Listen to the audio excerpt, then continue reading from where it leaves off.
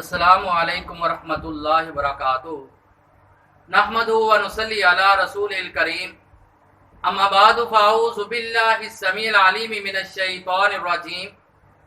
بسم اللہ الرحمن الرحیم۔ آج ہم آپ کے سامنے وہ دو قیمتی صورتیں جن کو معوذتین کہا جاتا ہے، ان کی فضیلت کیا ہے، اگر کوئی انسان ان کو پڑھتا ہے، ان کی تلاوت کرتا ہے، ایسے انسان کو تلاوت کرنے سے کیا فوائد حاصل ہوتے ہیں۔ حضرت عقبہ بن عامر بیان کرتے ہیں کہ نبی علیہ الصلوۃ والسلام نے فرمایا کہ مجھے کچھ ایسی آیات نازل کی گئی ہیں مجھ پر جو پہلی صورتوں کی مثل نہیں ہے، یعنی مثل سے مراد اور اس میں مکمل پناہ مانگی گئی ہے اور مکمل بری چیزوں سے، اور جس وجہ سے ان کو معوذتین کہتے ہیں، پناہ دینے والی دو صورتیں، سورۃ الفلق اور سورۃ الناس۔ نبی علیہ الصلوۃ والسلام نے فرمایا کہ جو انسان صبح و شام یہ تین مرتبہ صورتیں پڑھے گا، دنیا کی کوئی بھی آفت اس کو تکلیف نہیں پہنچا سکتی، دنیا کی کوئی بھی چیز اس کے لیے مصیبت کا باعث نہیں بن سکتی۔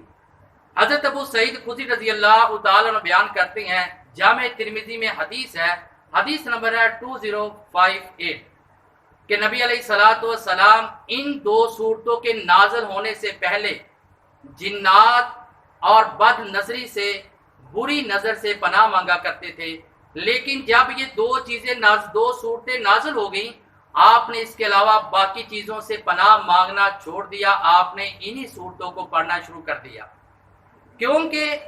ہمیشہ بد نظری کیا ہے؟ بد نظری برحق ہے، حقیقت ہے، جب کوئی آدمی بغض اور حسد کی بنیاد پر کسی آدمی کی طرف بری نظر سے دیکھتا ہے تو اس کے اثرات اس پر مرتب ہوتے ہیں،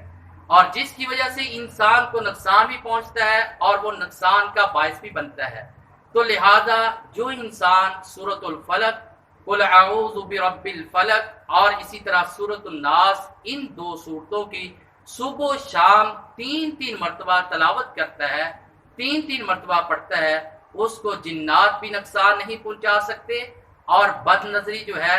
اور یہ بھی ختم ہو جاتی ہے۔ جس طرح آج کل بچوں کو عموماً نظر لگ جاتی ہے، لوگ پریشان ہو جاتے ہیں، تو لہٰذا ان صورتوں کو پڑھ کر والدین کو چاہیے اپنے بچوں پہ دم کرنا چاہیے، جس کی وجہ سے بد نظری ختم ہو جاتی ہے۔ اللہ رب العزت سے دعا کہ اللہ تعالی ہمیں اس پر عمل کرنے کی توفیق عطا فرمائے۔ وما علینا الا البلاغ المبین۔